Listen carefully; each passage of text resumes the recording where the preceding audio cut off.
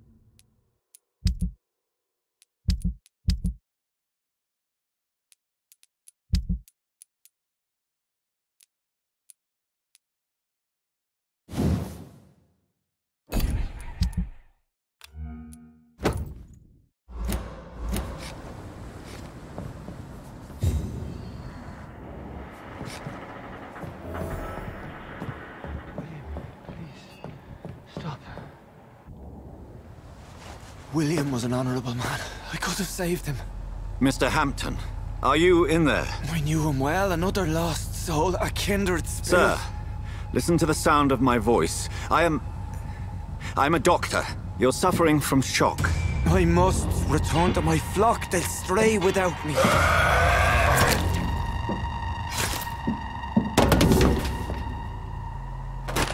Remember, certain skulls are every bit as resistant as we are. Who are you? What do you mean by Skal? You truly are a newborn. I should have realized. Wait. You are the woman from the bar. Are you... like me? Can you help me? I believe, sir, I already have.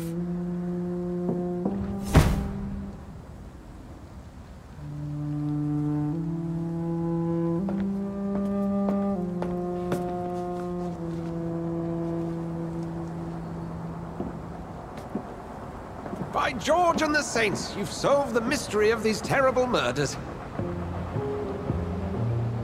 Patience, good fellows, I've come to offer help. Just give me a moment to secure my boat. We can leave this awful place. William was not the evil man they claimed. He was just taken by the thirst. He needed his drink. This man requires medical attention. We'll see he gets to the nearest hospital. No, please, I must tend to my fold. My flock needs me. There, sir. Go with the good Dr. Swansea. He's resourceful, and I'm sure he'll take good care of you. You'd best come as well. The sun is soon to rise, and you'll need a place to rest. I just need a moment. If I can learn something about what has happened to William, I'll be a step closer to understanding what happened to me.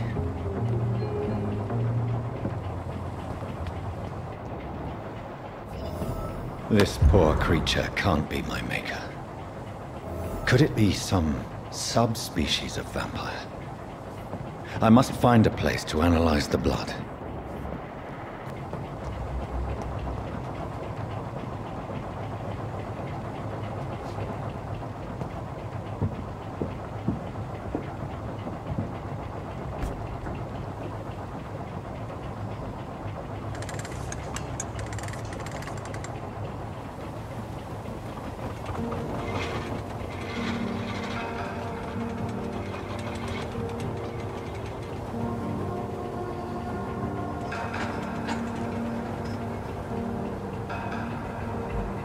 Where are we headed?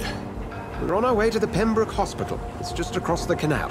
They'll have a bed for poor Mr. Hampton. William was... what manner of creature was he? Predator, prey, villain, and victim. Who can say? The important thing is that he's been stopped. Duly noted. And the woman? What... who is she? What woman? Oh, don't play me for a fool. You used me to locate that Skull. You must know who she is. And I thought you a gentleman. You shouldn't talk about a lady behind her back, but I will tell you she values her privacy. Were London as peaceful as she appears from the middle of the canal? If only that were the reality of the situation. To be honest, I've always tried to avoid this part of town. Pembroke Hospital is the last bastion between the rest of London and the epidemic. The flu has decimated the East End and the war still rages. Welcome to the front lines of a plague. This is where you work, Dr. Swansea? I am the administrator of Pembroke Hospital. I thought you were here in service of your mysterious order, the Brotherhood of... Of St. Paul's Stole, yes. But first and foremost, I'm a man of science. A physician, like yourself, Dr. Reed. How do you know who I am? No need for modesty. You are Dr. Jonathan Reed, a surgeon of some caliber and renown, if I'm not mistaken. You are correct, sir. I knew it! I had my suspicions. But when you took the blood sample from the corpse of poor William, I was certain. Dr. Reed. Marvelous. Have we met? I attended 3 of your seminars before the war. I have the utmost admiration for your research. And what a turn of fate. England's most esteemed blood specialist returns to London a vampire. That word, again. From a so-called man of science. I understand. Traditionally, the role of science is to refute myth, but when myth walks among us, the Brotherhood of St. Paul has dedicated its purpose to their study. There's so much for you to learn. Of that, you are right. Well, then let me be blunt. Join my staff at Pembroke Hospital.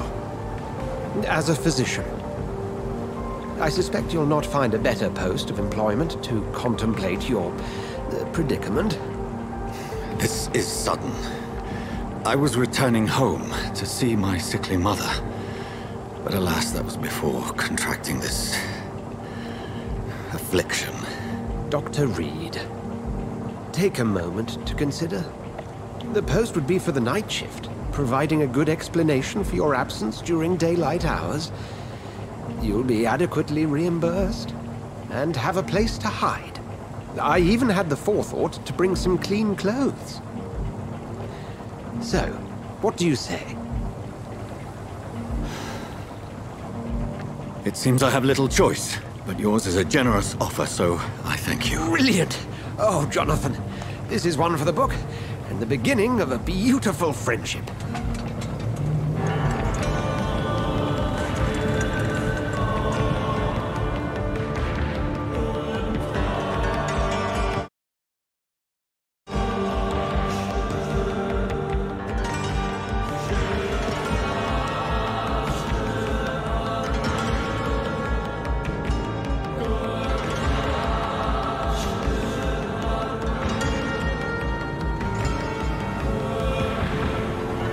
Dr. Swansea, thank goodness. I was beginning to be concerned. Worry no more, Nurse Crane, for I bring good news. Oh, Doctor, what a night. We lost 2 more patients. Nurse Scow said she couldn't take it anymore and resigned. Yes, well, I'll make a new rota in the morning. In the meantime, find a good bed for Mr. Hampton. Be sure to pay attention to his needs. Of course, Doctor. Oh, and Dorothy? Yes, Doctor? Dr. Reed here has just returned from the front. He served King and Country and will be joining us here at Pembroke. We're very lucky to have gained a surgeon of his talent, and one so experienced in blood transfusions. That is good news indeed, Doctor. Oh, yes.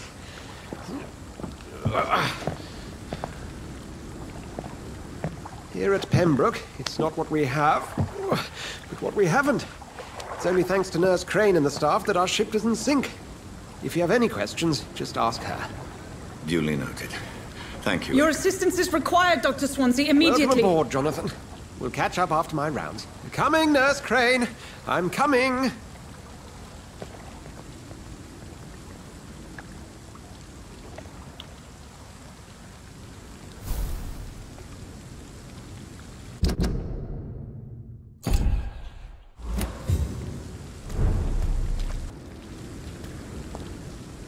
We'll have a word in my office later, Jonathan.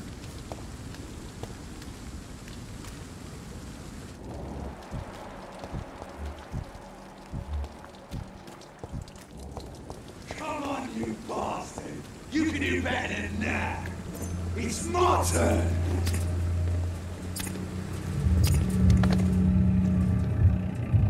Rotten or crusty, each heart contains the seed of life. Drink at this river, try it all.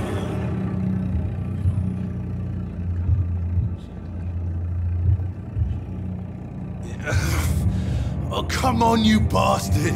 I won't bite! Sir, please. You've lost too much blood. Calm yourself. You think I didn't notice? Stop your staring and get me to an hospital, you arse! Insulting a good Samaritan. Not exactly the way to get rescued. Alright, sorry. I am in pain here. My guts are spilling out onto the street and you're yabbering on. Yes. That's a very nasty wound you've got there. Take my word, I am a doctor. Dr. Jonathan Reed. Name's Clay Cox.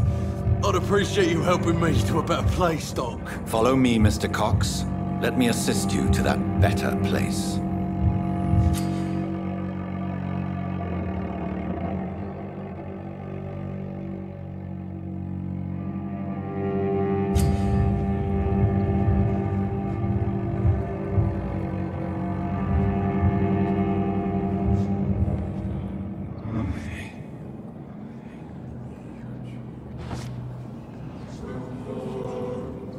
Bring this fading light into the shadows. Dance with him the dance of life and death.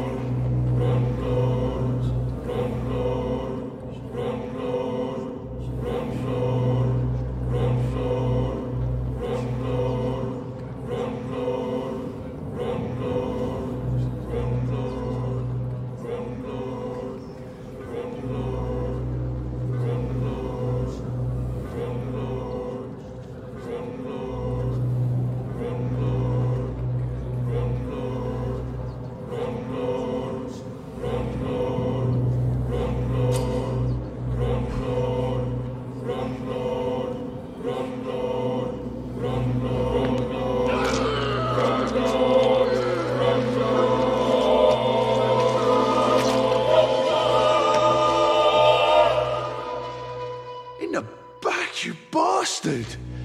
Didn't have the guts to fight me. Fuck you. I'll kill you. I'll kill you. To taste a life, to embrace its most intimate secrets. Such a burden, such a divine sin.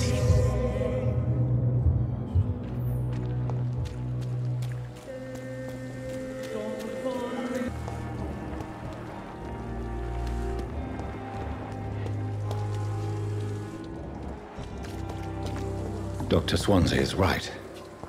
This place seems perfect to conduct my research. The pain. It's there again. Good evening, nurse. Good evening, Doctor. I don't think we've been introduced yet. My name is Pippa Hawkins. And I'm Dr. Jonathan Reed. Dr. Swansea has recently offered me a position in this hospital. Well, it's a euphemism that your help will be appreciated, Doctor.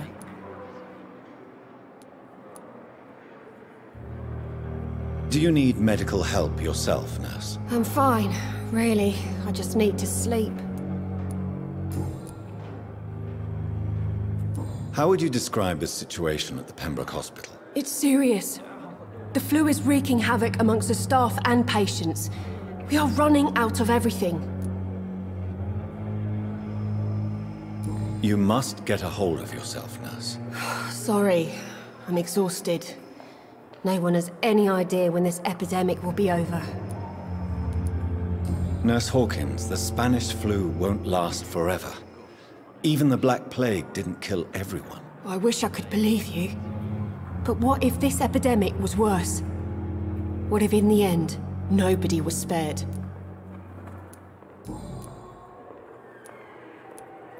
How long have you been a nurse? Or long enough to see that the epidemic is winning.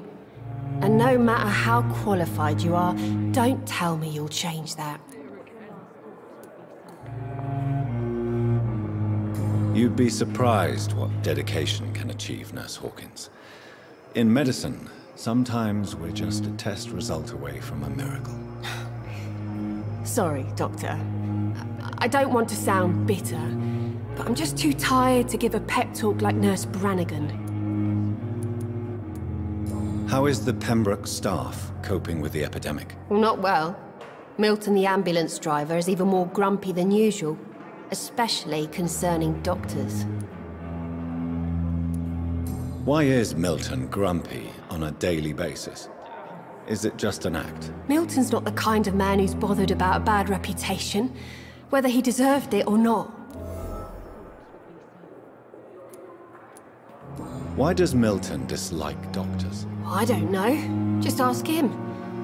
But be warned, Milton is not the chatty type.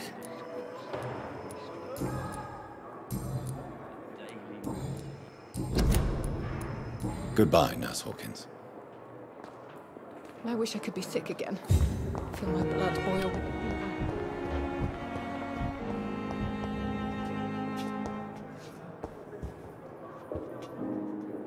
Good evening, Doctor. I believe we're going to be working together. Dr. Reed. Dr. Swansea informed us of your arrival, but I could not dare to believe we'd have such good fortune. Such an honor, sir. Thank you. And you are? I am Thoreau Strickland, Dr. Thoreau Strickland. I'm a great admirer of your work, Dr. Reed.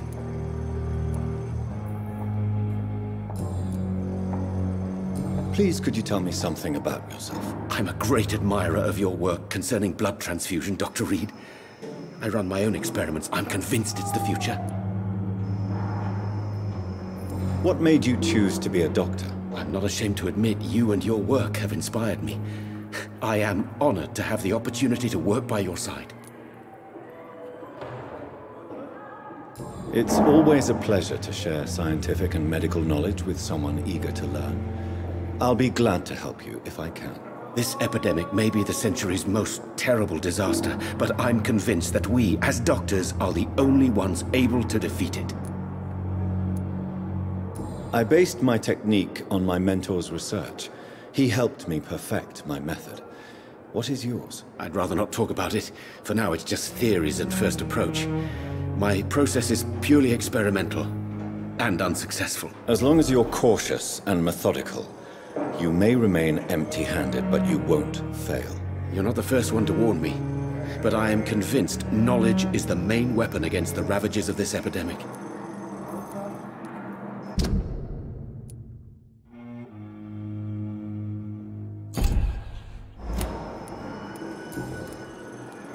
What can you tell me about the Pembroke? Well, it has always been an honor to work with Dr. Swansea. But with your arrival, I can't think of a better opportunity to learn about blood transfusion. You seem quite optimistic. It's a rare and precious attitude in these difficult times. I'm convinced that this epidemic is a test of endurance and dedication for us men of science. Questions remain about our capacity to resolve the situation. True. Last summer, during the first wave of the epidemic, I used to joke with Milton about the extra work. We're not smiling now. Do you need help with anything in particular? Well, yes, maybe. I'm waiting for a batch of products I ordered for my personal research, yet my supplier seems to have vanished. Do you want me to play the errand boy for you? Oh no, Dr. Reed. But if you went personally to his shop, what with your reputation and all, he wouldn't dare to refuse the products I need. I see. Well, give me the address, for I may pass by if I have time.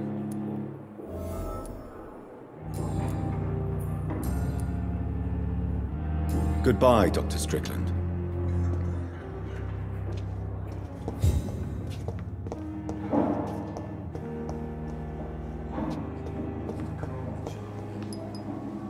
Good evening, sir. I'm Dr. Reed. I believe we're going to be colleagues. Reed? Yes, I've been informed about your arrival. I'm Waverly Ackroyd. Welcome aboard, I suppose. Does my arrival inconvenience you in some way, Dr. Ackroyd? Let us just say that I don't particularly share Dr. Swansea's enthusiasm for hiring you. What we need here are reliable professionals, not overrated dabblers.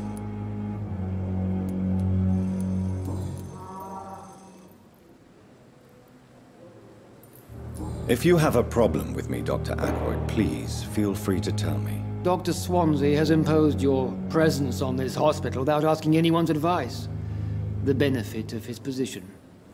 But I don't agree with it. I know we've never met before, but I believe this hospital could use all the help it can get. You will agree with that, I'm sure. Oh, but I have heard about you, Dr. Reed. Of course, you can't say the same about me, since I have not wasted my time courting the press.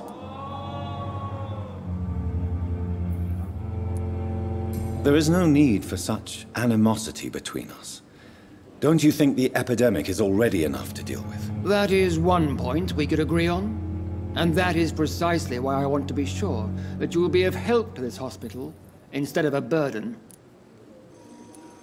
Since your tenure in this hospital is longer than mine, perhaps you can tell me more about this place. Let's just say I'm tired of the carelessness around me. I have always respected the skills of Dr. Swansea, but over time his enthusiasm has become displaced. Carelessness? Exactly what are you talking about? We're here to save lives. The people who trust us are not volunteering for experimentation. They're here to be healed. I don't intend to run any radical experiments, Doctor.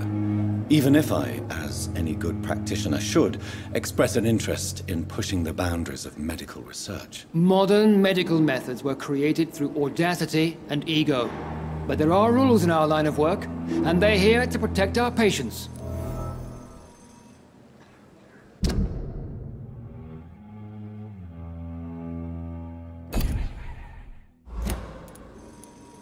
Tell me, Waverly, what do you think of Dr. Strickland's enthusiasm for his experimental research? Strickland is playing with his patients' lives for pride and glory.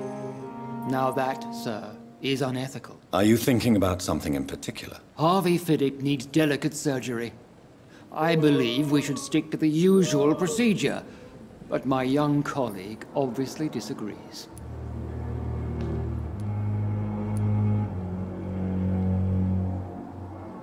Why do you wish to lead this surgery? I strongly believe that Mr. Fiddick should not be butchered to test an unproven procedure.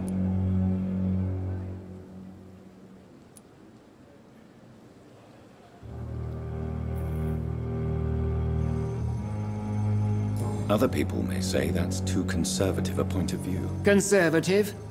And what are you going to say to Mr. Fiddick if he loses his arm because of the operation? Because that's what's going to happen if the surgery is a failure. And are you not afraid that your rivalry with Strickland may be blinding you? Rivalry? I guess you could call it that. But I will never be childish enough to let my personal feelings affect my judgment.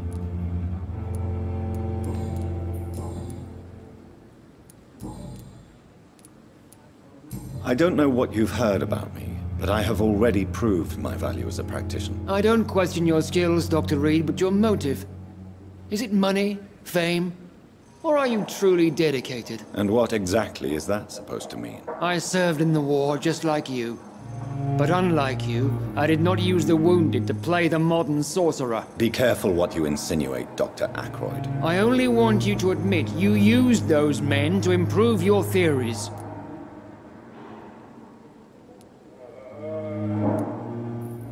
Knowledge has always been and will remain our main weapon, and it has always come at a price.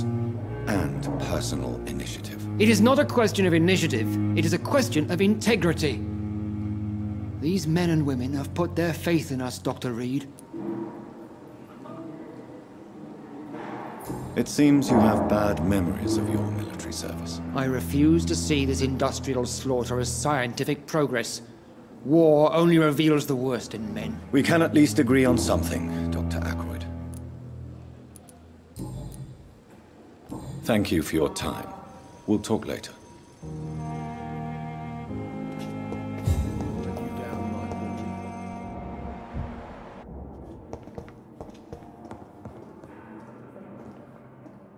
Good evening, sir.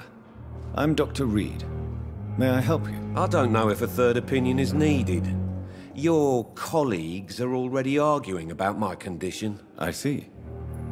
Would you mind telling me more about your situation? I'm Harvey Fiddick. All I want is to get me bloody arm fixed properly.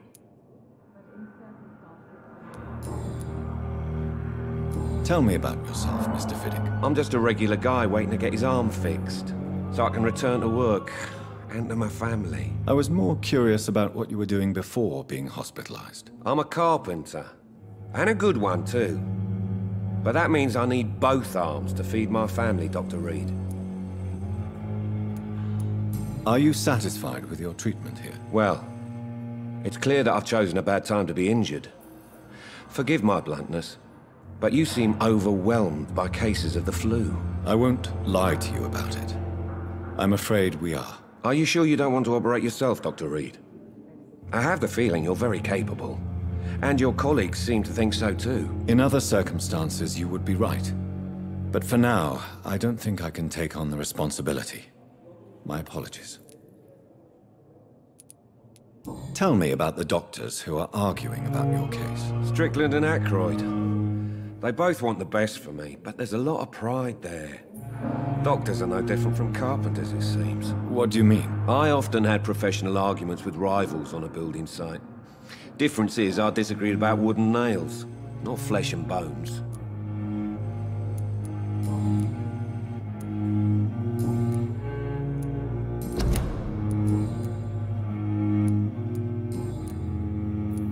Goodbye for now, Mr. Fiddick. I'll see you later. Nice, sweet girl. Reads me like a book.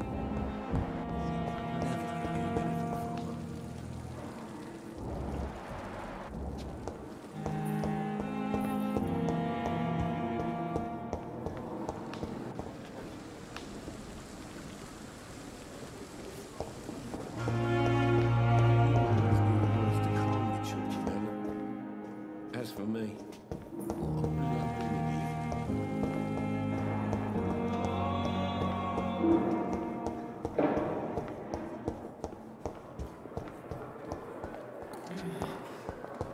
damn, the pain. It's here again. Good evening, Mr. Hampton. How do you feel? Dr. Reed, is it? Oh, sir, I must apologize for my behavior. What do you mean? I was not myself in the factory. Fear and exhaustion made me say awful things to you, I'm afraid. You remained perfectly nice and polite. A little delirious, perhaps. But who wouldn't be after enduring an abduction? Thank you, Doctor. That's a relief. Now all I need to do is rest and return to my flock. How did you end up in William Bishop's den? I had received alarming news about his recent behavior. I went to his place and he refused to let me go. Why did he abduct you? William was an alcoholic. His addiction suddenly changed to blood. I don't know why. Just like a patient I met here. This Miss Hawcroft. You dared to enter this awful place alone. You're a hero, Mr. Hampton. Or a fool. I'm just a man trying to help his friends, Dr. Reed. William Bishop was a conflicted soul, searching for light. Do you know Tom Watts, the bartender from the Turtle? I met him before I found you in the canning factory. Tom? Yes, of course. Always the helping hand, good old Tom. Without men like him, corruption and despair would have wiped out the East End long ago. People are still in despair. How could it be otherwise? The authorities have left us all to rot in this contagious nightmare. No drugs, no advice, nothing. It's a damn shame. Who should I avoid in this part of town, then? Any particularly evil figures? Not really. Most men and women are just doing their best. And it's not my habit to speak ill of people I know, Doctor. What is the general situation in the East End docks? The situation has always been tough, with a lot of tensions between the gangs and the Dockers' trade union. The wet boot boys are very nervous since they lost their leader. Who leads the gang now? Since Clay Cox went missing, it's his wife Edwina who runs the show, with the assistance of her minion, Booth Digby. Has the gang been threatening you? Ah, no. I've had this nickname for so long, you know, the sad saint of the East End. No one dares to bug a saint, not even criminals.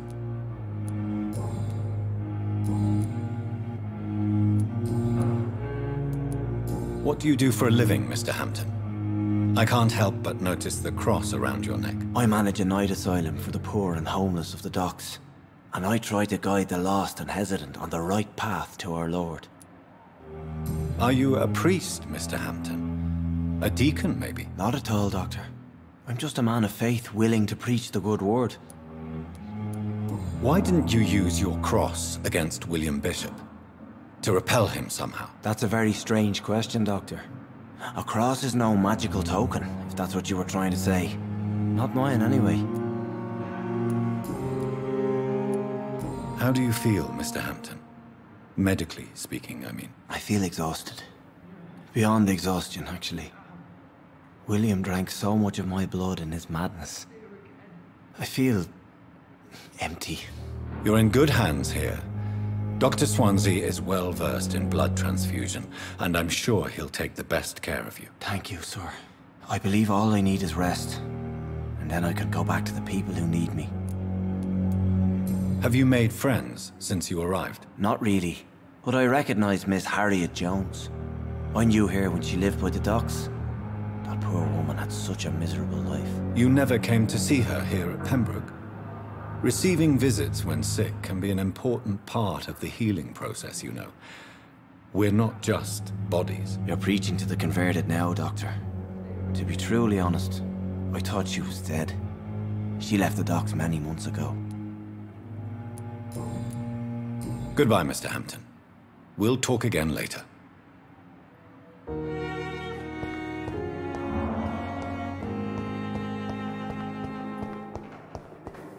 Disgust on every street.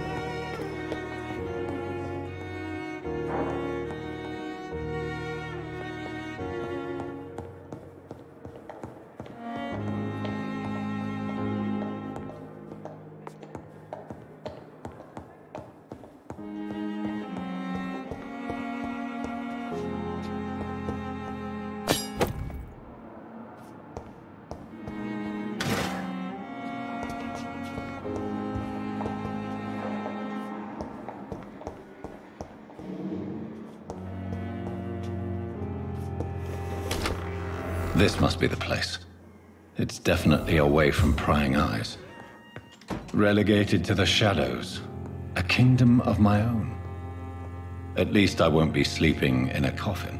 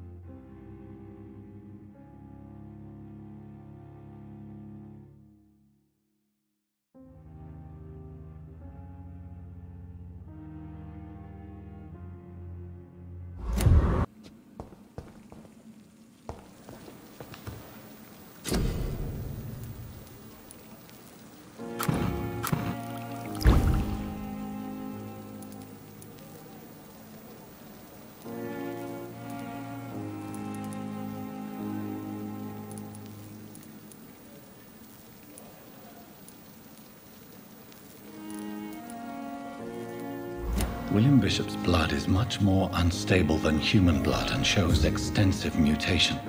But this is not what happened to me. I must keep on searching. The sun is about to rise. I can feel it. I'll continue tomorrow night. I have so much time now.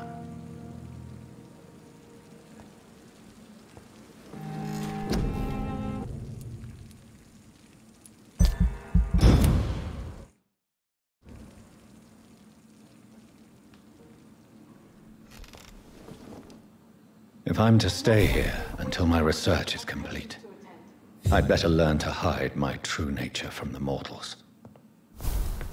But what about my thirst for blood?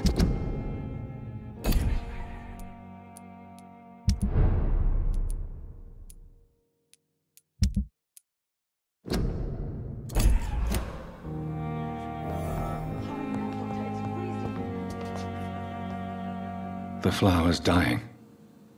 It needs water.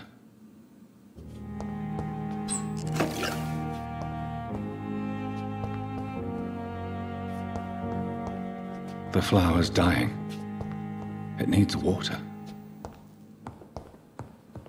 Dr. Swansea asked me to come in. Dr. Reed, hurry up! Yes, Nurse Crane? How can I help you? I'm so sorry. I know Dr. Swansea wanted you to rest, but we have somewhat of a crisis. A crisis, you say? Our supply of antiseptics is nearly depleted. I was hoping there was another box up here, but...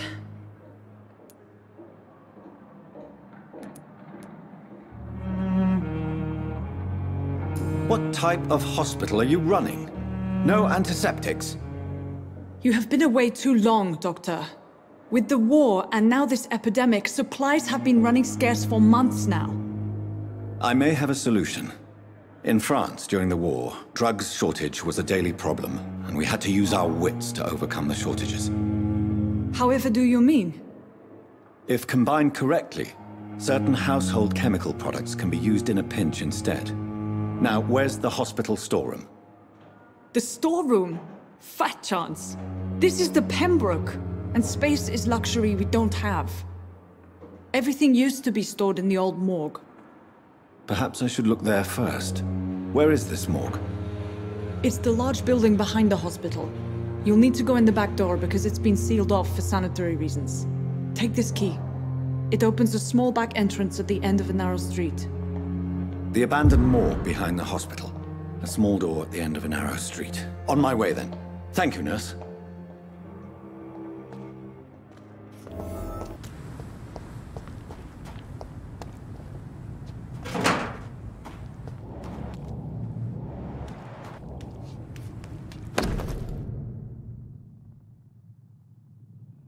So, Mr. Hooks and Nurse Hawkins are an item. Those two have hidden their affections well.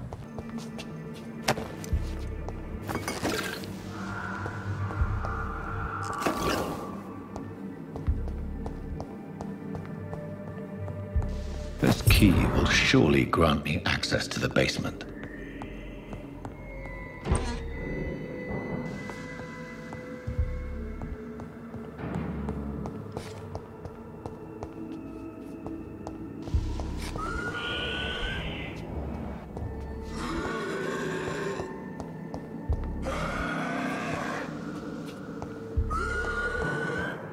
I cannot enter.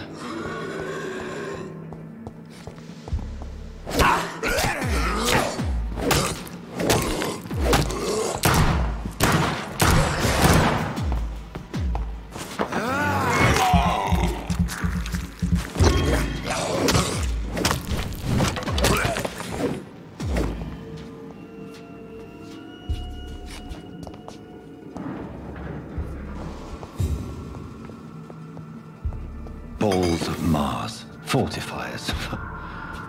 As popular as they are ineffective. But they do contain iron tartrate, and that might prove itself useful.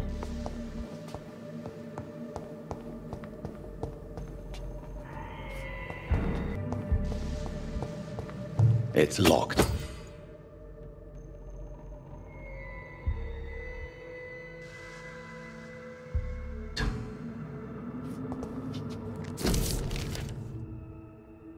Mr. Connor's injuries don't match the report. I'd better look into this.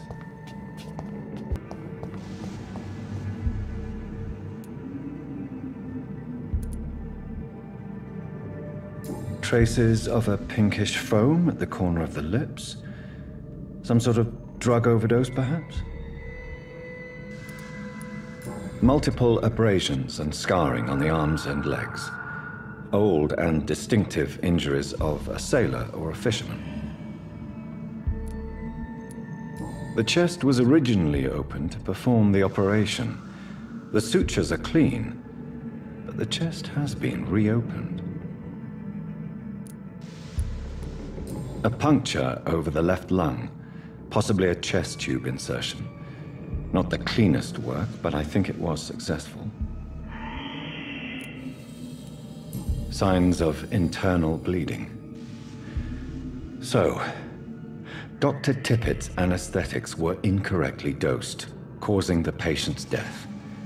And then, he tried to operate on him again. Tippett has made an egregious error. It's time we talked.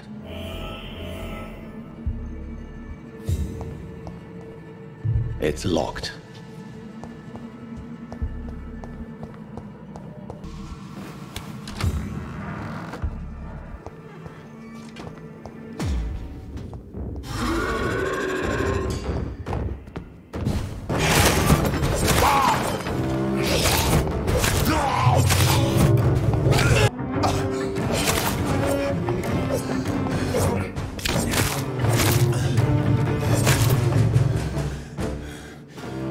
Scowls can be so ferocious. I'm not sure I can defeat them without becoming stronger. To drink blood is so tempting.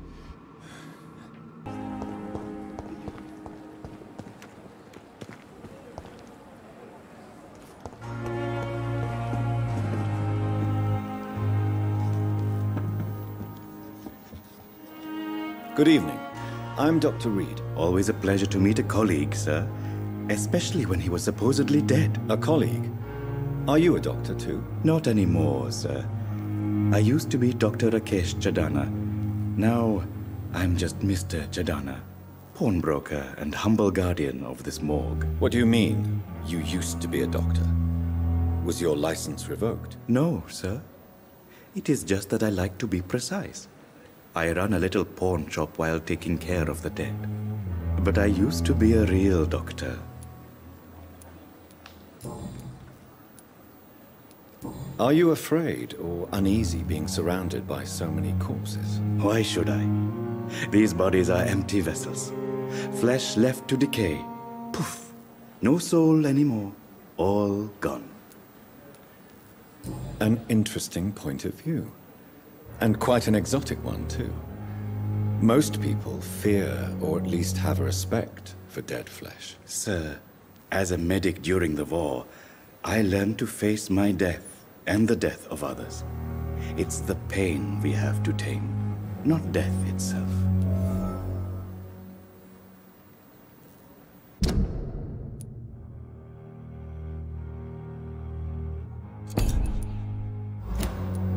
How did you get this job? After I left the army, I worked as an undertaker down by the docks. A dangerous place with many an unpleasant business there. Milton Hooks helped me get a job here. Do you work here alone? Yes, very easy work, sir. All I have to do is watch a few bodies. The situation was very different when the main morgue was still open. Why do you have to watch these bodies? Because these poor fellows have no names. We keep them in case someone comes looking for the missing. Sadly, very rarely happens. Why close the hospital's main morgue? It was for sanitary reasons after the beginning of the epidemic. Cadavers had to be moved to the nearest mass grave. Have we met before? I don't think so, sir. Why? When we first talked, you said you were glad to meet me since I was reported dead. A funny story, sir. Your sister came here a few nights ago. You were missing, and she was looking for your body. She must be very relieved now.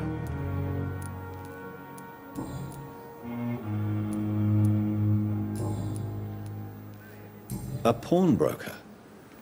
I expect you get all types of people here. Yes, sir. All kind of people. For I sell all kind of goods. Who comes here to trade with you? It's very unhygienic, even unsafe. Diseases can spread. For the customers, for the hospital. I'm very cautious, sir. I've been a doctor, remember?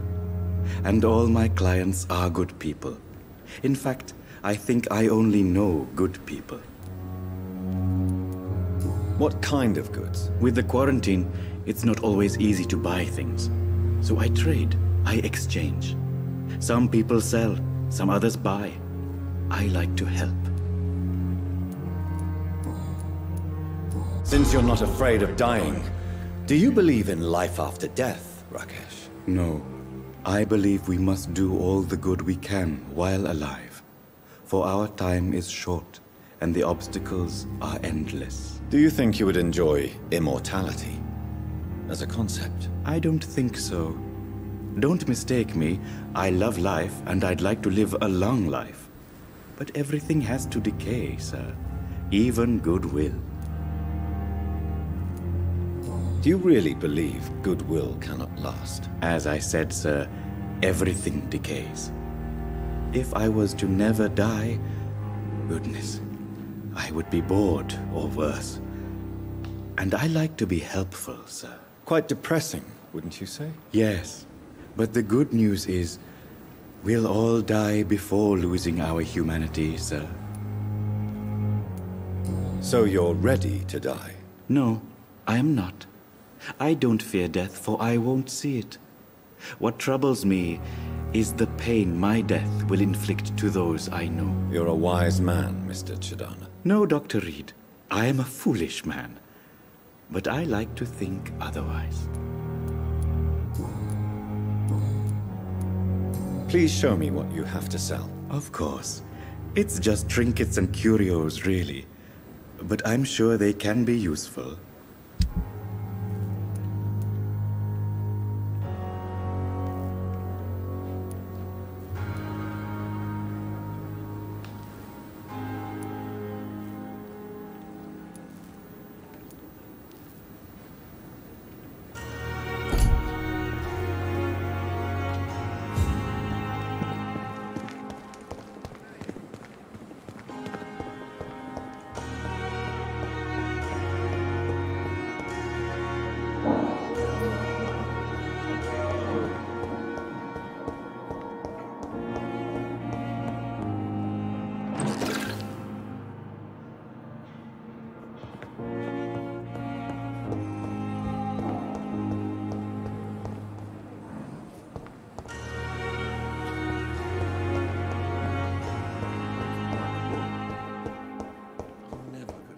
With you at our side, Dr. Reed, I know that Pembroke will prevail and survive this epidemic.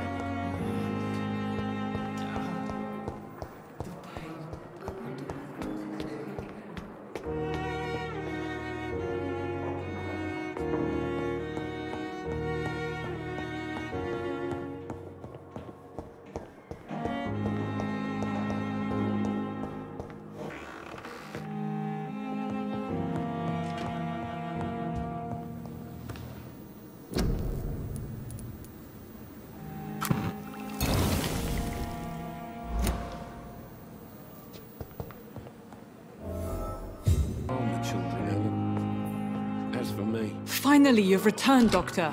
Did you find anything of value? Yes, nurse. You've worked your first miracle, Doctor. Now, this patient here needs immediate treatment. Duty calls. When the storm has passed, I'll show you how to mix the remedy yourself with the same basic ingredients. Many thanks, Doctor.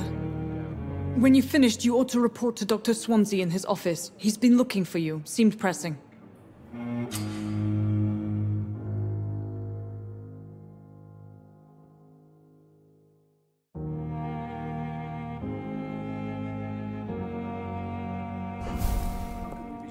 I'm all right. Don't waste your time with me. My sweet...